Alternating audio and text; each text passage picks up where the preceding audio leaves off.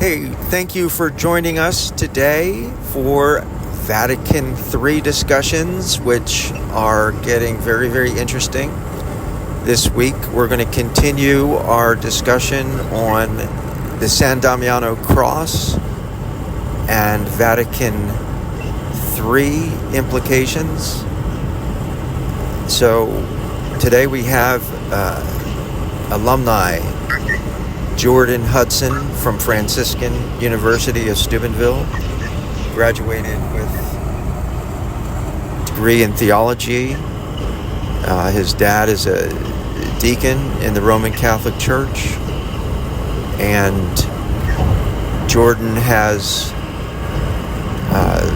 been a member of the Knights of Columbus and Legion of Mary. So Jordan, welcome to Vatican III discussions, and how are you doing today? I'm doing good. Now, I understand you have some questions about the San Damiano cross, and what year did you graduate from Franciscan? I graduated from Franciscan in 2013. 2013, okay, all right, perfect. So, what are your questions? The biggest question to start with I got is, why are the Franciscans continuing to use the San Damiano cross when St. Francis himself prefers the top cross? Okay, so it's a great question. Why do the Franciscans use the San Damiano cross in their churches and schools? Their schools, their churches, their chapels.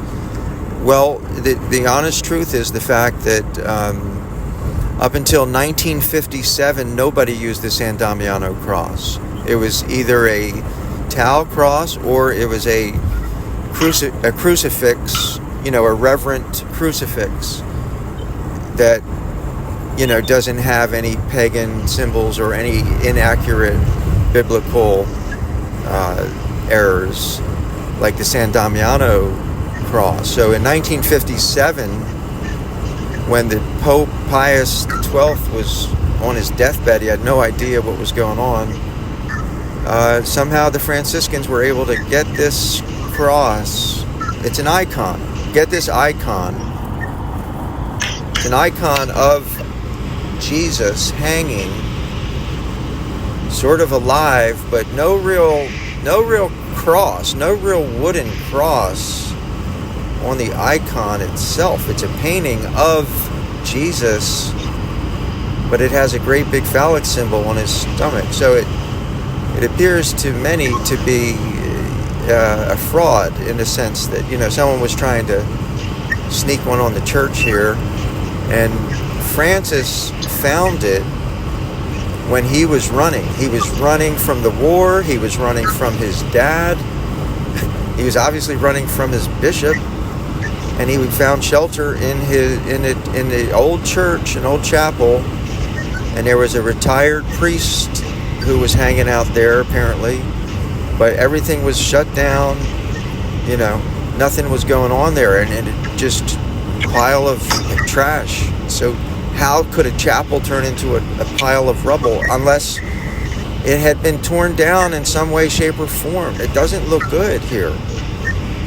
Okay, and so Francis is hiding there, and he finds in one of the piles this icon, a beautifully painted icon of what appeared to be Jesus in a very unusual look, stare, glance, outfit.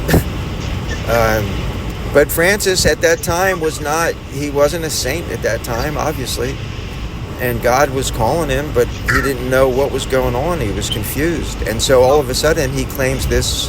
He cleaned it up, put it up on an altar, and started talking to him.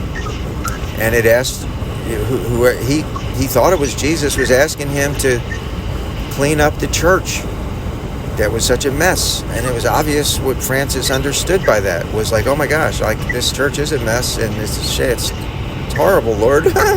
So he goes, and all of a sudden now he comes out of hiding, takes his dad's property, sells it to make money to get tools, starts rehabbing the church. And his dad finds out and just goes ballistic.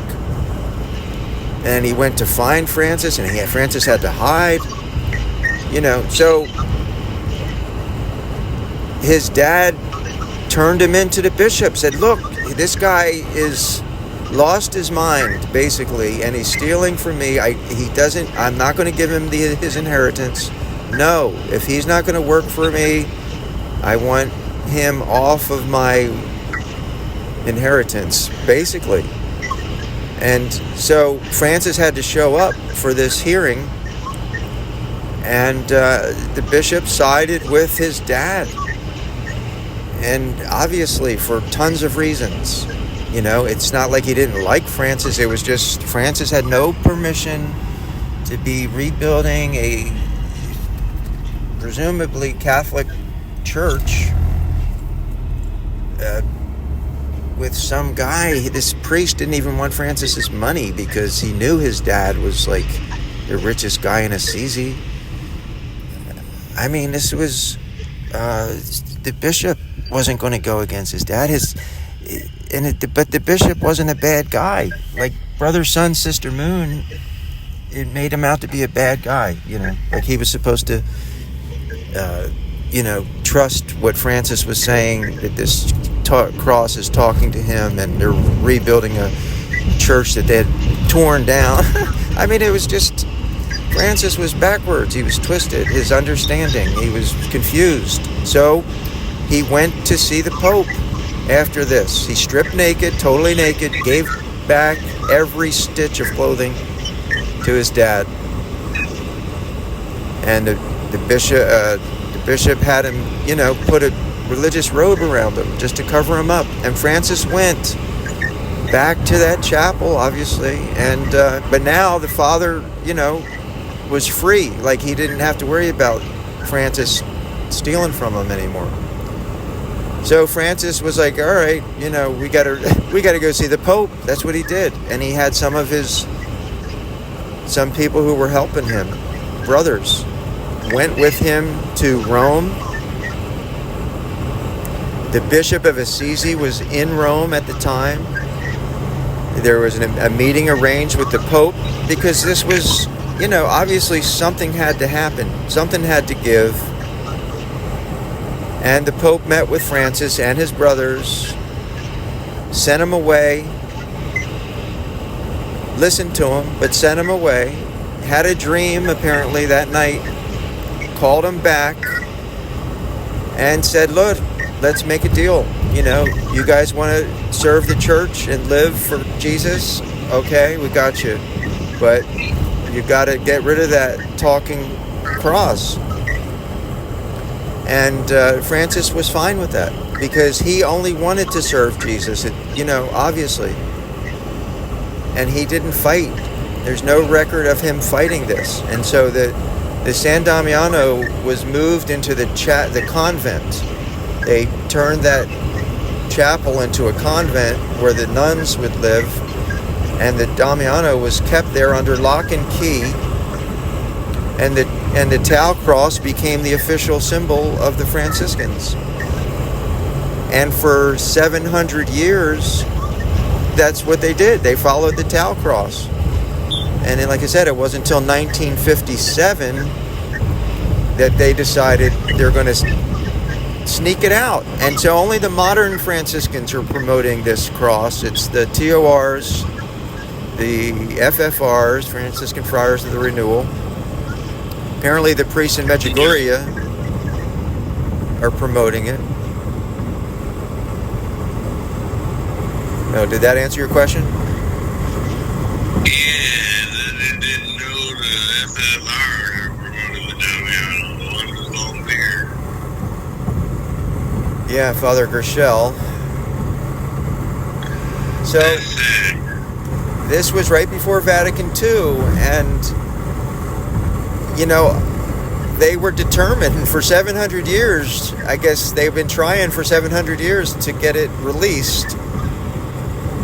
Now, Clare never left the convent, so it appears that she took a promise to Francis that she would guard it. She would never let anyone see it, near it, nothing. And so Clare was an exorcist.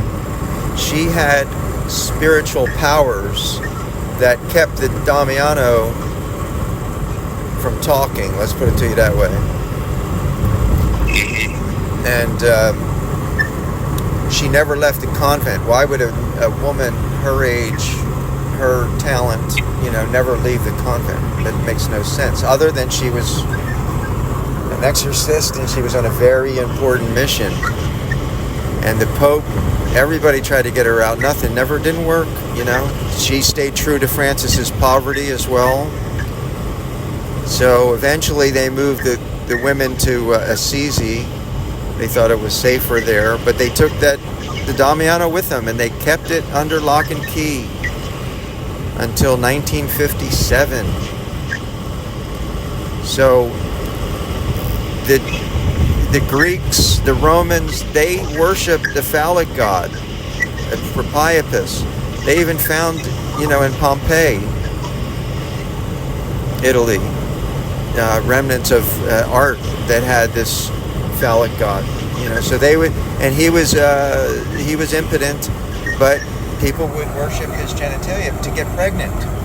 It was a fertility. That's how these people believed. It's paganism. We don't believe that, right? But what I'm saying is, it doesn't mean that it might work in some way, but we don't go to false gods for things, especially like something painted or something on wood or something of that nature. Like, that's an insult to God, that God would come into an image that has a pagan phallic symbol because it looks like Jesus maybe, and start talking to Francis and telling him to rehab a church that, like I said, he had to steal from his dad to do it, and caused a lot of problems. It doesn't sound like Jesus would want Francis to do something like that. And then later they had to change it. They would say, Jesus really meant was that, Francis, I want you to rebuild my spiritual church. And, so they're saying Francis got it wrong. So Jesus is like within a foot of Francis, talking to him, and Francis misunderstood what Jesus said. And we don't know if these were ongoing conversations or one-time deal. I'm thinking it was, he talked to him all the time. But the Pope, he needed the Pope to help him understand. I'm sure they had seen that cross. That's why they closed that down. It only makes sense. Why would they close a chapel down and there was a priest there and let it just crumble down? In a town that's loaded with money. Assisi was loaded with money at that time, and Francis's dad was the wealthiest of them all. And they went to Mass. They were Catholics. They went to Mass. So, what? Do you have any other questions? Two more questions. First is, when the Clares got that cross, the San Damiano cross, was it Claire's spiritual powers that kept the cross quiet for them getting all twisted and crazy? Yeah, I think, like I said, she was an exorcist. She obviously was a mystic. She had spiritual gifts, like, were crazy. But anyway, she obviously was sent to help Francis. So he asked her to do something. It was very, very important. And the brothers were forbidden to even go in that old chapel. Why would they be so strict about it? And then no one was allowed, no male was allowed in that chapel unless they had a written permission from the Pope himself. So this is extraordinary. So, as far as the Franciscans are concerned, they should follow the tau cross. That's the proper thing to do. And the tau cross is very rich in meaning. They had a spiritual crusade on the tau cross under the Pope at that time. So, the Clares, they did the right thing. And then as far as now that it's out in the public, is it able to talk again is probably what you're sort of thinking, right? Yes, and now that leads me to my next question. Yeah. When Sam TC got a hold of it, I'm curious, kind of wondering if he had a talking experience with that cross to remake it to what it is now. If he had some experience with it, you mean? I'm guessing it would be the only thing that would make sense to me. The fact that he was led to bring it to America and start selling it and spreading it all over the world. Yeah.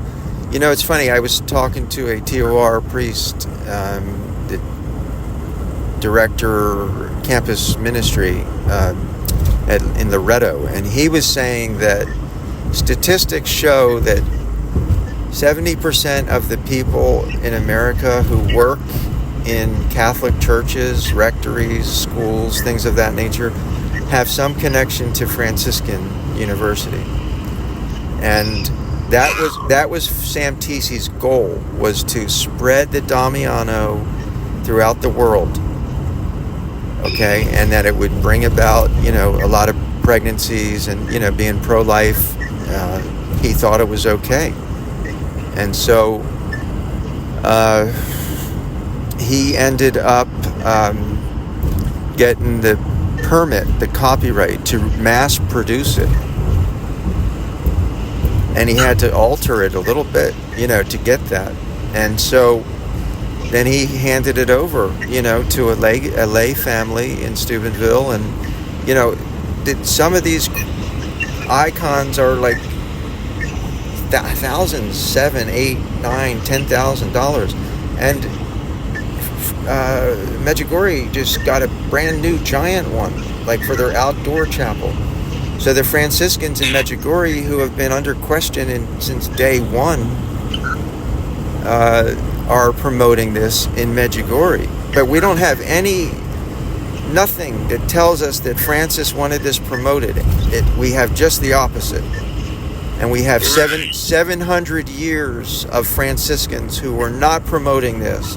But there was obviously an underground movement. People who were dying to get this thing out.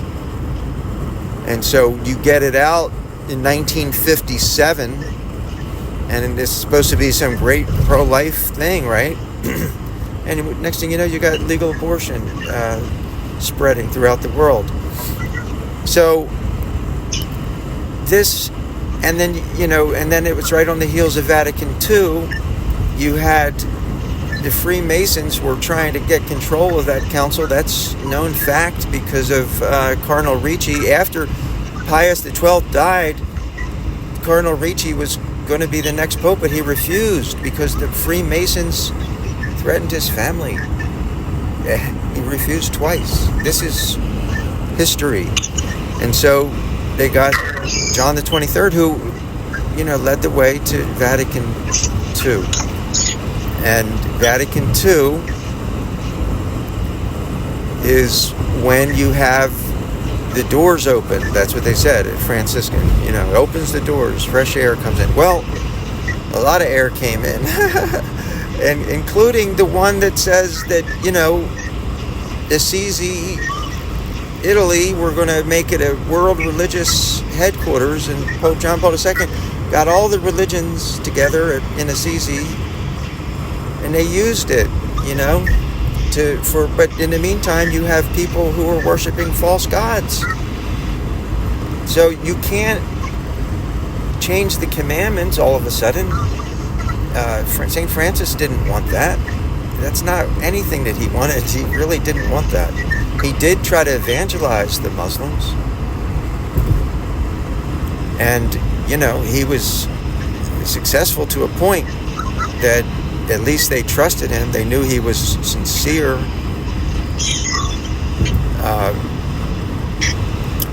But no, clearly Claire kept that thing on good behavior, and she was hoping and praying that would continue to happen. Now it's hanging up in a basilica for everybody to see, pray in front of, and look what's happening in Italy right now, to the faith. And there was lightning. There's lightning that struck that basilica. Lightning struck it, caused all kinds of damage in Assisi. Nobody feels comfortable with this. We respect people's religious freedom, and I really admire religious people, but that doesn't mean that I think they're worshiping the same God that I am in Jesus Christ, because Jesus is God and we worship the Trinity. So these other religions are not worshiping the Trinity, that's for sure. And a lot of people don't think that's important. Well,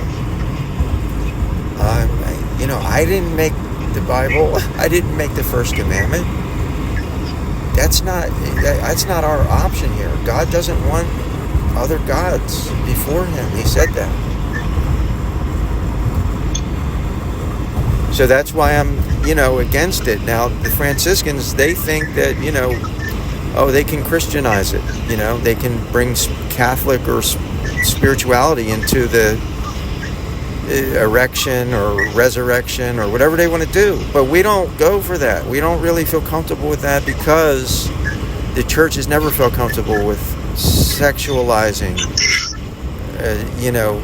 Our focus is really the Sacred Heart of Jesus as Catholics, not necessarily his body parts. So I don't know what the Franciscans are thinking.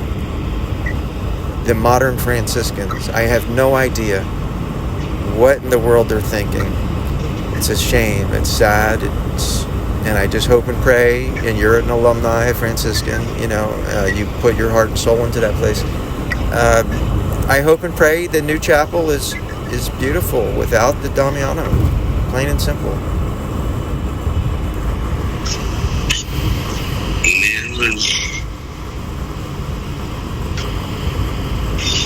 All right, well, thank you, Jordan, for your great questions. And, I'm heading out to Franciscan now. Hopefully you can come out for alumni next year, and we'll have some good news. Yeah. All right, God bless, brother.